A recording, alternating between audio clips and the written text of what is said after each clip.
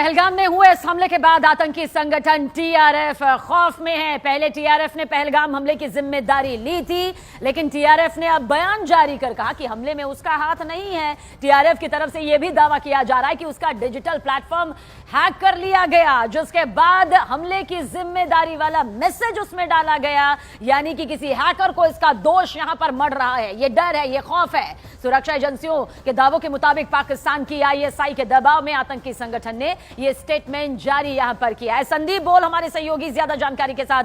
संदीप, ये कोई मजाक नहीं चल रहा है जो टीआरएफ सोच कहेगा और इसे मान लिया जाएगा। पहले खुलकर सीना चौड़ा करके कहा गया कि यह हमला हमने किया और अब कहते हैं कि जिम्मेदारी हमारी नहीं है, हमारा कोई हाथ नहीं।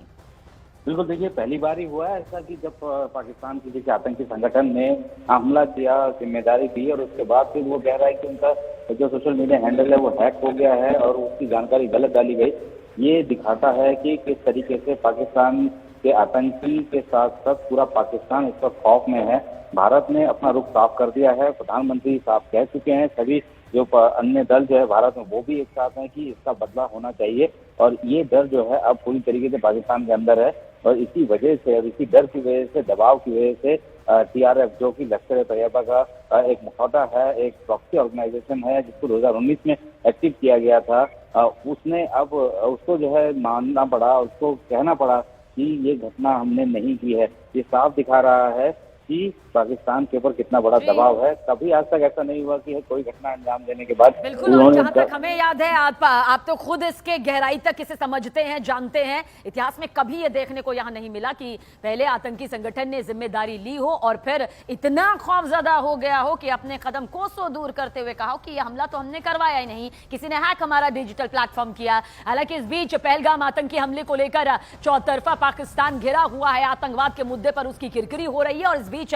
यूएनएससी ने कड़ी निंदा की। यूएनएससी ने बयान जारी करके आतंकवाद को अंतर्राष्ट्रीय शांति और सुरक्षा के लिए सबसे बड़ा खतरा करार दिया और साथ ही पहलगाम के दोषियों को सख्त से सख्त सजा देने की मांग भी यूएनएससी के जरिए यहां पर की गई है। देखिए, आतंकवाद को वैश्विक शांति के लिए सबसे बड़ा खतरा, बहुत बड़ा खतरा यहां पर बताया गया है और कहा है कि पहलगाम के जो भी दोषी हैं उन्हें सख्त से सख्त सजा मिलनी चाहिए। यही मांग हमारी तरफ से की जाती है। भारत को एक के बाद एक अब तक कई देशों का साथ आतंकवाद के मुद्दे पर मिल चुका है और इसी मुद्दे पर आतंकवाद को लेकर पाकिस्तान चौतरफा घिरा हुआ है, अगलग थलग पड़ा हुआ है।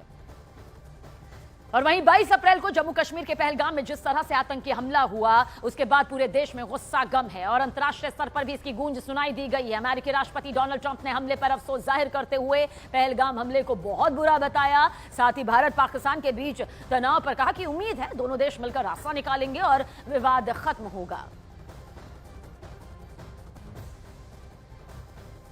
I said there'd be a transition. People haven't understood it. Now they're starting to understand it. You know, look, think of it this way. We've lost billions of dollars a day for years on trade. Millions. Not going to happen. We're going to make billions of dollars a day. Because that's not sustainable. Mr. President, can you commit that nobody on your financial team was giving any type of tips to Wall Street executives about deals with India? 22 अप्रैल को जम्मू कश्मीर के पहलगाम में जिस तरह से आतंकी हमला हुआ, दुनिया भर में यह गुस्सा यहां पर सामने आया। विरोध अब भी जारी है। देखिए, और इसी बीच आप तक जानकारी पहुंचा दें कि किस तरह से यह तस्वीर भी यहां पर निकलकर पाकिस्तान की शर्मनाक, बौखलाए पाकिस्तान की भड़काऊ हरकत के तौर पर सामने आई है। देखिए इस तस्वीर को। दरअसल लंदन में जो पाकिस्तानी उच्चायोग है उसके बाहर शांतिपूर्वक तरीके से विरोध प्रदर्शन यहां पर दर्ज करवाया जा रहा था, जब पाक अधिकारी इस तरह से विंग कमांडर अभिनंदन की तस्वीर यहां पर लाते हैं और देखिए सिर कलम करने का यह इशारा किया जाता है।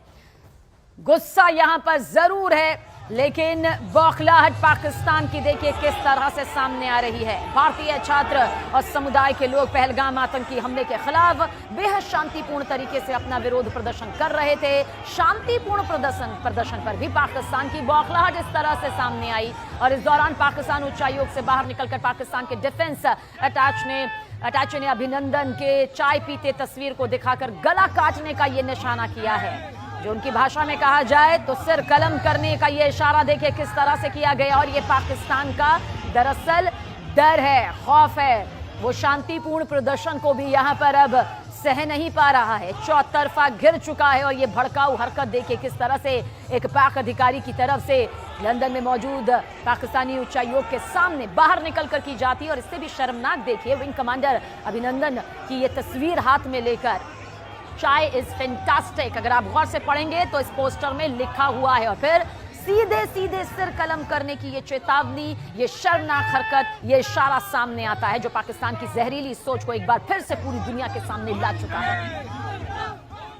और पहलगाम आतंकी हमले का दुनिया भर में विरोध जारी है। इस बीच डेनमार्क की तस्वीर भी आपको दिखाते हैं जहां पर इस आतंकी हमले को लेकर पाकिस्तान के खिलाफ लोगों ने कुछ इस तरह से प्रदर्शन दर्ज करवाया, जिसमें बच्चे, बड़े, महिलाएं, पुरुष, बुजुर्ग हर कोई हिस्सेदारी अपनी निभाता हुआ नजर आया। जिन लोगों ने अपनी जान गंवाई उन्हें श्रद्धांजलि यहां पर अर्पित की गई है। इसके खिलाफ, आतंकवाद के खिलाफ भी लोगों का गुस्सा जमकर नजर आया, लेकिन शांतिपूर्ण तरीके से।